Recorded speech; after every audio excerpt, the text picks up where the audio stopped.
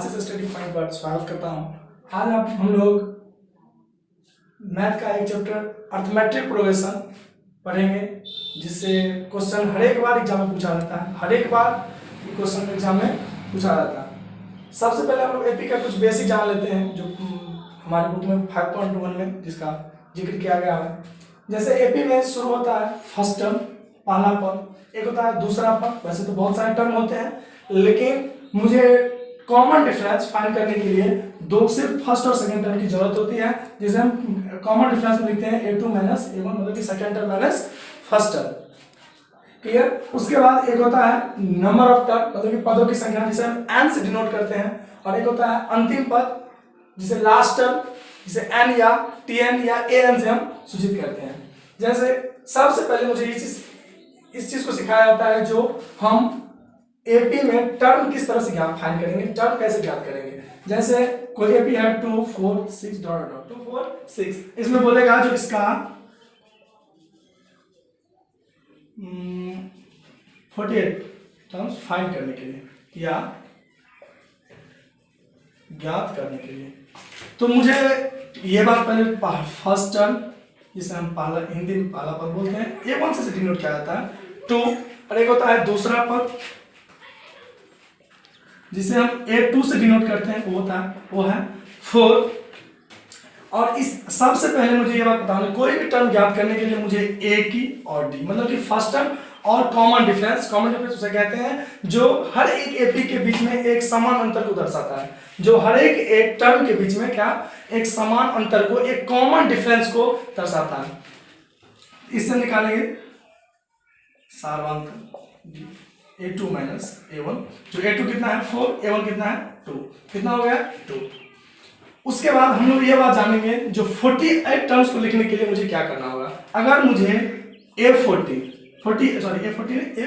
अगर मुझे पूछा गया, तो मुझे सबसे पहले, अगर आप मतलब एक ट्रिक के बेस पर इस तरह से जाने, तो पहले मुझे ये बात पता होना चाहिए, कोई भी टर्म को फाइंड करने के लिए मुझे a और d की जरूरत होती है। किसकी जरूरत होती है?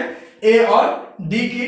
आप इसमें इस चीज को देखा जाएगा, जो मुझे ये तो एक टर्म को फाइंड करने के लिए फॉर्मूला हो गया। और मुझे अगर कोई निश्चित टर्म, जैसे 48 टर्म मुझे अगर बोला जाएगा, उसके लिए हम क्या करेंगे, जितना टर्म मुझे बोला गया उसमें से मैं उसको -1 कर दूंगा। जितना होगा उसको हम d से पहले लगा देंगे। d से पहले क्या करेंगे, लगा देंगे। अगर मुझे a48 टर्म बोला गया, तो उसका फॉर्मूला क्या होगा, a + 47d। क्या होगा, a + 47d। तो a का वैल्यू कितना है यहाँ पर 2 + 47 इंटू d का वैल्यू कितना है 2, तो 2 + 7 2 = 14, कैरी 1, 4 2 = 8 9, कितना हो गया 46 आंसर। उसके बाद आप लोग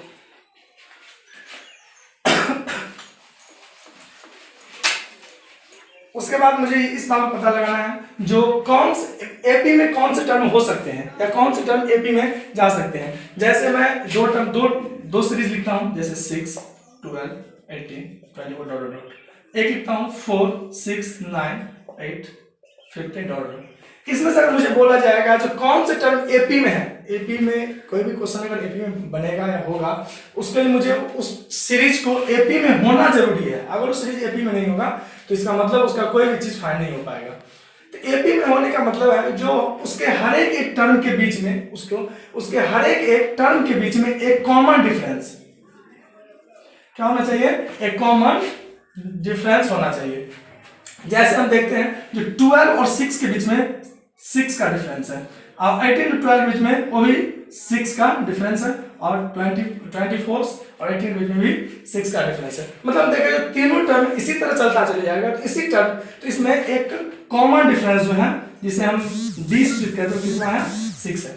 अब उसी तरह हम इस टर्म को देखेंगे, तो इसमें देखते हैं 6 और 4 के बीच में 2 का डिफरेंस है, 9 और 6 के बीच में 3 का डिफरेंस है, 8 और 9 के बीच में -1 का डिफरेंस है, और 15 और 8 के बीच में 7 का डिफरेंस है। तो हम देख रहे हैं इस तरह से जो किसी भी टर्म में एक कॉमन डिफरेंस, जो कोई एक नंबर होना चाहिए जिसके बीच डिफरेंस का, वो नहीं है। तो ये सीरीज कभी भी एपी में नहीं होगा, इसका कोई भी तरह का क्वेश्चन नहीं बनेगा। सबसे पहले मुझे इस चीज का पता लगाना होगा, जो कोई भी सीरीज एपी में है या नहीं है। तो उसका पता हम किस तरह से लगाएंगे, इसके लिए मुझे इस बात पर समझ जरूरी होता है जो कोई भी टर्म एपी में तब होगा जब उसके प्रत्येक टर्म, हर एक टर्म के बीच में एक कॉमन डिफरेंस, एक समान अंतर होना चाहिए। अगर वो हो गया तो वो टर्म एपी में होगा, अगर नहीं हुआ तो वो टर्म एपी में नहीं होगा। उससे पहले, उसके बाद मुझे कभी भी क्वेश्चन में, इस एग्जाम में क्वेश्चन इस तरह से दिया जाता है जो किसी एपी या एपी 10, 20, 30 डॉट का 30 टर्म ज्ञात करें। तो मैंने पहले आपको बताया जो पहले A1 जिसे पहला पद बोला जाता है और A1 से डिनोट किया जाता है, से लिखा जाता है 10, A2, 20। अब इसको लिखेंगे कॉमन डिफरेंस या सार्वंतर।